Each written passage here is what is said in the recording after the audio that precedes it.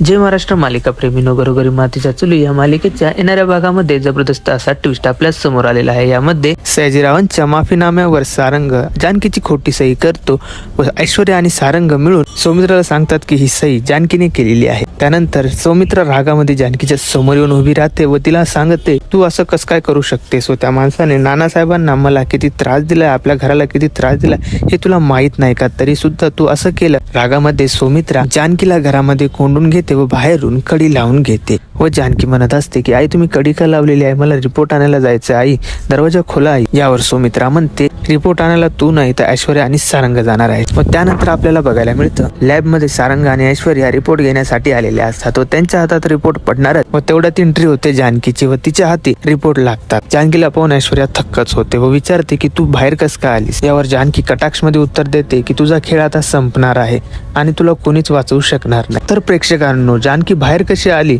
व कसं आता रिपोर्ट हाती लागतात जानकी ऐश्वर्याला मोठा धडा शिकवणार हे पाहणे खूपच इंटरेस्टिंग ठरणार आहे। आणि अशाच रिव्ह्यूज साठी चॅनलला सबस्क्राईब करायला विसरू नका।